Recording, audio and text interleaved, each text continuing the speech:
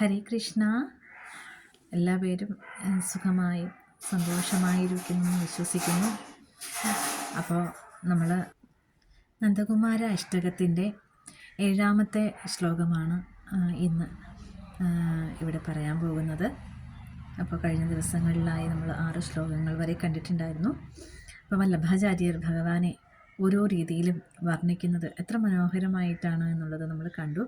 ഇന്ന് നമുക്ക് 7ാമത്തെ ശ്ലോകം നോക്കാം. ജലധരദ്യുതിരംഗം ലളിതത്രിഭംഗം ബഹുഹൃദരംഗം രസികവരം ഗോകുലപരിവാരം മദനാകാരം കുഞ്ചവിഹാരം ഗൂഢധരം വല്ലഭവ്രജചന്ദ്രൻ ശുഭഗസുചന്ദം ഹൃദയാനന്ദം ഭ്രമന്തിഹരം ഭജ നന്ദകുമാരം സർവസുഖസാരം തത്വവിചാരം ബ്രഹ്മപരം. ഇതാണ് 7ാമത്തെ അഷ്ടകം. അപ്പോൾ ഇതിലെ അർത്ഥവും കൂടെ നമുക്കൊന്ന് നോക്കാം. ജലദ്വിതി അംഗം ലളിതത്രിഭംഗം ബഹുകൃതരംഗം രസികവരം. മഴമേഘങ്ങളുടെ തേജസ്സുള്ള കണ്ണനാണ്. നമ്മൾ ശ്യാമമേഘവർണ്ണൻ എന്നൊക്കെ പറയുന്ന ആ ഇരുണ്ട നിറത്തോടു കൂടിയ ആ മഴമേഘത്തിൻ്റെ അത്രയും ശോഭ, അത്രയും തേജസ് ഉള്ള ആളാണ് കണ്ണൻ. ലളിത ത്രിഭംഗം, കളിയാട്ട മനോഭാവത്തിൽ കണ്ണന് ത്രിതല വളവുകളുണ്ടെന്ന് പറയുന്നുണ്ട്.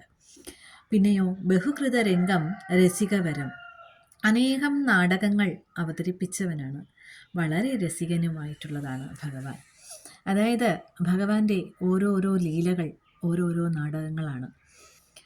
ഭഗവാന്റെ അവതാര ലക്ഷ്യങ്ങൾ അത് ഓരോ ലീലകളായിട്ട് നമുക്ക് ഇങ്ങനെ നമ്മുടെ മുന്നിൽ നമ്മൾ മനസ്സിൽ കാണുന്നുണ്ട്. അന്ന് ഗോപന്മാർക്ക്, ആ വ്രജവാസികൾക്ക്, ദേവന്മാർക്ക് എല്ലാവർക്കും കാണുവാനായിട്ട് ഓരോരോ ലീലകൾ ഓരോരോ നാടകങ്ങളായി കണ്ണൻ ഇങ്ങനെ അവതരിച്ചാടുകയാണ്. പിന്നെ എല്ലാവരെയും രസിപ്പിക്കുന്ന ആളാണ്, എല്ലാവർക്കും രസികനായിട്ടുള്ള ആളാണ്. ഭഗവാന്റെ നോട്ടം, ചിരി, രൂപം, അഴക് എല്ലാം എല്ലാവരെയും രസിപ്പിച്ചുകൊണ്ടേയിരിക്കുന്നതാണ്. ഗോകുല പരിവാരം മദനാകാരം കുഞ്ചവിഹാരം ഗൂഢതരം. ഗോകുലത്തെ ആകെ പരിചരിക്കുന്നവൻ, അതായത് ഗോകുലത്തിനെ സംരക്ഷിച്ചു നിർത്തുന്നത് ഭഗവാനാണ്.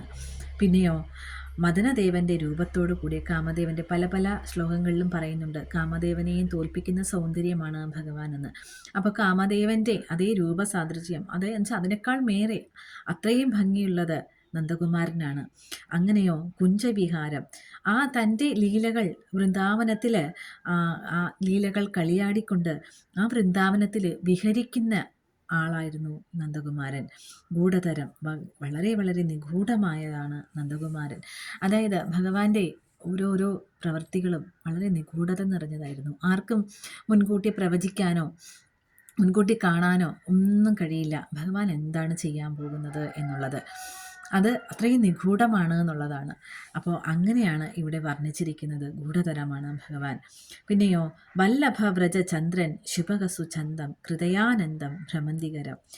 ആ ഗോപികമാരുടെയും വ്രജത്തിലെ വൃന്ദാവനത്തിലെയും വല്ലഭരുടെയും ഗോപികമാരുടെയും ചന്ദ്രനാണ് ഭഗവാൻ. അതായത് ആ പൂർണ്ണചന്ദ്രൻ എന്ന് പറയുന്ന എല്ലാവർക്കും അത്രയും നിലാവ്, അവരുടെ മനസ്സിൽ ആ നിലാവിൻ്റെ പൂമഴ പെയ്യിപ്പിക്കുന്നത് ഭഗവാനാണ്. പിന്നെയോ ശുഭകസുചന്തം, എല്ലാവർക്കും ഭാഗ്യം നൽകുന്നത് ഭഗവാനാണ്.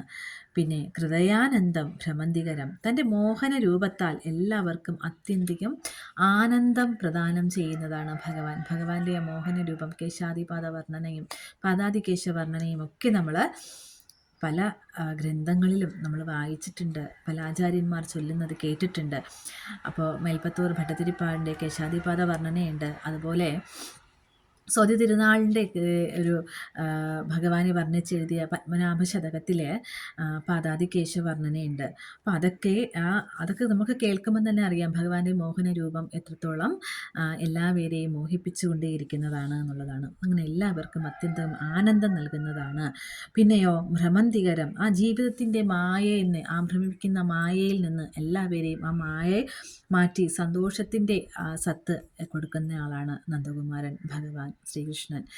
അപ്പോൾ അങ്ങനെയുള്ള ആ എല്ലാ സന്തോഷത്തിൻ്റെയും സത്തയായ ആ ഭഗവാനെ, ആ പരബ്രഹ്മത്തിൻ്റെ തത്വത്തെ അറിഞ്ഞുകൊണ്ട് ആരാധിക്കൂ എന്നാണ് വല്ലഭാചാര്യർ 7ാമത്തെ ശ്ലോകത്തിൽ കൂടെ നമുക്ക് പറഞ്ഞു തരുന്നത്.